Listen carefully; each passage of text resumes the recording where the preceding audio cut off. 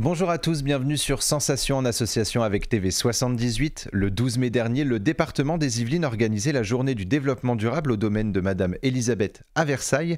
Un événement réservé aux écodélégués des collèges yvelinois. En quelques mots, les écodélégués doivent porter la voix des pratiques plus respectueuses de l'environnement au sein de leur établissement et ont la possibilité de mettre en place des projets en ce sens. Pour Pierre Bédier, le président du conseil départemental des Yvelines, l'enjeu est de faire des élèves des éco-responsables de demain. Alors d'abord on essaye de les intéresser, de leur donner de l'information et puis on essaye aussi de les motiver pour ce partage d'informations. Et je leur ai aussi expliqué que de mon point de vue, l'écologie était une chose trop sérieuse pour qu'on soit dans des positions extrémistes entre ceux qui n'y croient pas, qui ne croient pas au réchauffement climatique et qui ont tort, et puis ceux qui y croient mais d'une façon tellement anxieuse, tellement paniquante qu'ils en arrivent à l'extrémité de la violence, ce qui n'est jamais une bonne chose. Le président des Yvelines insiste d'ailleurs sur le terme d'éco-responsable. Parce que tout ce qui est excessif doit être rejeté. Encore une fois, la panique qui entraîne la violence, ça n'a pas de sens. L'indifférence qui entraîne les catastrophes, ça n'a pas de sens. Il faut être donc entre ces deux pôles de façon à travailler sans se culpabiliser, mais quotidiennement, par les gestes du quotidien, par l'évolution de ces modes de consommation. Il faut se préparer à lutter contre ce réchauffement, contre ce dérèglement climatique, et parce qu'il entraîne en fait un risque immense pour l'humanité. Le développement durable et les pratiques plus respectueuses de l'environnement font d'ailleurs partie de la politique du département. Pierre Bédier. Le développement durable est une politique essentielle pour le département des Yvelines. On l'a annoncé, martelé pendant toute la campagne des élections départementales de 2021 et on met tout simplement en pratique ce qu'on avait dit qu'on ferait. Donc le département, c'est désormais le développement d'une agriculture plus durable, d'où l'organisation des assises de l'alimentation. C'est aussi la construction durable, en particulier dans le secteur des collèges, une quinzaine de collèges en matériaux biosourcés. Et puis le département, c'est le développement durable avec les citoyens. Et là, ce sont des citoyens en devenir. Ce sont les éco-délégués des collèges que nous avons réunis ce matin, à la fois pour qu'ils apprennent des choses et puis qu'ils apprennent aussi à apprendre. On souhaite en faire les ambassadeurs auprès de leurs camarades d'école, mais aussi auprès de leurs parents, parce que ces enfants sont beaucoup plus sensibilisés que nous à ces questions de développement durable et il faut s'appuyer sur cette dynamique. Pour cette journée du développement durable, plusieurs élus du département étaient présents, parmi eux la vice-présidente des Yvelines, déléguée à la biodiversité Nicole Bristol. Elle nous rappelle l'importance de sensibiliser les jeunes au développement durable. Alors je dirais que plus que les sensibiliser, parce que comme vous avez pu le remarquer, ils sont déjà sensibilisés et c'est ce qui est formidable, c'est de les récompenser pour leur action, pour leur démarche et on peut être plein d'espoir pour l'avenir parce qu'on voit à quel point ces jeunes-là dans les collèges yvelinois mènent des activités, des initiatives qui vont excessivement loin. Moi j'ai entendu parler de collèges qui ont des mares, qui ont des poulaillers, qui ont des moutons et donc moi ça me réjouit vraiment parce que je sais que ça va être, pour l'avenir, ça va être vraiment une bonne chose. Les écodélégués sont assez récents dans les établissements scolaires. Ce dispositif présente-t-il une évolution en termes de sensibilisation des jeunes? Est-ce qu'on peut affirmer la présence d'une évolution depuis ces dernières années? Nicole Bristol. Pour ne rien vous cacher, je me suis occupée de développement durable. Aujourd'hui, je suis maire de ma commune, mais j'étais les mandats précédents, maire adjoint en développement durable. En 2014, lorsque j'ai commencé à m'occuper de développement durable, quand je parlais d'Agenda 21, personne ne savait ce que c'était. Il y a pas si longtemps, finalement il y a 8 ans, personne ne savait ce que c'était. Dans les collèges, il est évident qu'on n'en parlait pas, dans les écoles non plus.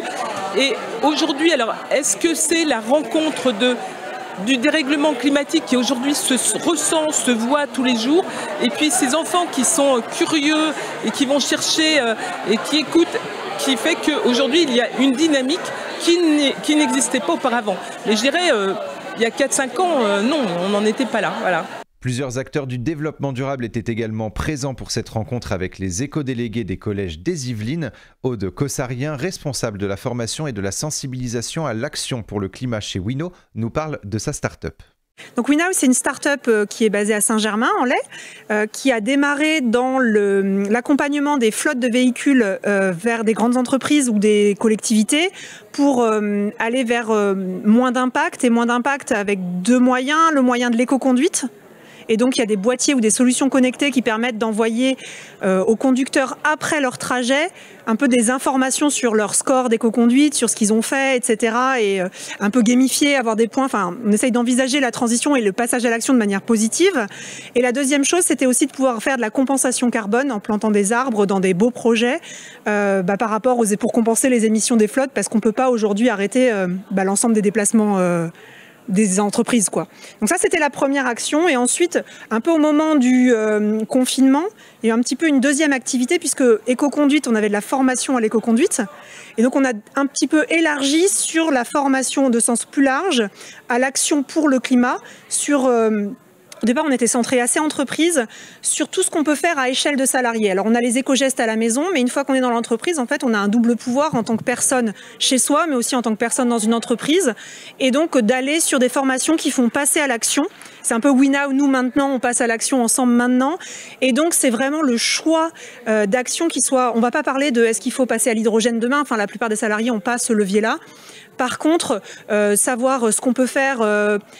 concrètement pour télétravailler à 19 degrés sans avoir trop froid, etc. C'est des actions sur lesquelles on a agi dans l'idée que on sait que les éco-gestes, c'est une petite part du chemin, mais en fait, ça fait changer la norme sociale, ça fait changer les autres autour. Et donc, c'est sur ça, vraiment ça qui nous anime. Et l'idée, c'est d'amener les gens à passer à l'action. Pour la start-up, la journée du développement durable pour les jeunes a un sens à ne pas négliger. Aujourd'hui, il est important que les enfants qui sont là soient au courant des problématiques, mais pas d'une manière, il faut faire attention quand même à l'éco-anxiété, etc. Donc, soient aussi, surtout au courant des solutions et des actes qu'ils peuvent faire à leur échelle et avec leur famille pour être les ambassadeurs de ces gestes-là dans les maisons et dans les collèges. Notre idée, c'est, donc nous maintenant, c'est l'idée de faire passer le plus de monde possible à l'action le plus vite possible.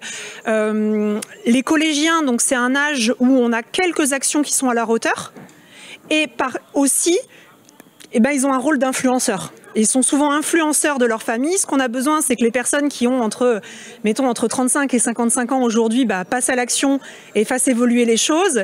Et les enfants, c'est à la fois ceux qui feront changer le monde demain, mais on a besoin qu'ils changent aujourd'hui. Et aujourd'hui, c'est les super influenceurs. C'est eux qui ont le plus de pouvoir dans les maisons. À 50 ans en Yvelines, l'école Graines d'Avenir propose des formations aux jeunes de 15 à 19 ans pour leur apprendre le métier de maraîcher primeur. Delphine Debiou, enseignante à l'école Graines d'Avenir, était présente avec son équipe pour présenter la formation et proposer des activités aux collégiens du département. Alors notre rôle aujourd'hui, c'est de présenter, c'est que les jeunes, nos jeunes, présentent leur formation aux collégiens qui pourraient être intéressés et puis aussi leur montrent en quoi notre démarche est ancrée dans un mouvement de développement durable. Les jeunes, il faut les former quand ils sont, je dirais, à l'âge primaire, collégien, etc., pour qu'ils reprennent des bonnes habitudes, qu'ils soient sensibilisés aux arguments de la planète, de la Terre, pour préserver notre environnement au quotidien.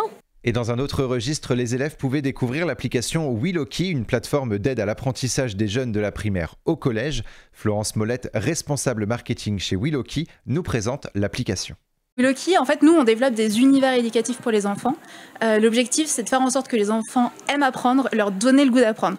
Donc nous, on a deux applications. L'application Willoki, dont on parle aujourd'hui, qui est l'application pour les collégiens et les primaires. Nous, ce qu'on fait, c'est du soutien scolaire, mais pas que. Donc évidemment, on va avoir des cours, des quiz et des vidéos, enfin on va avoir plein de choses. Et au-delà de ça, notre but, c'est vraiment de donner la motivation à l'enfant, de faire en sorte que l'enfant soit motivé à apprendre. Donc on va avoir des podcasts.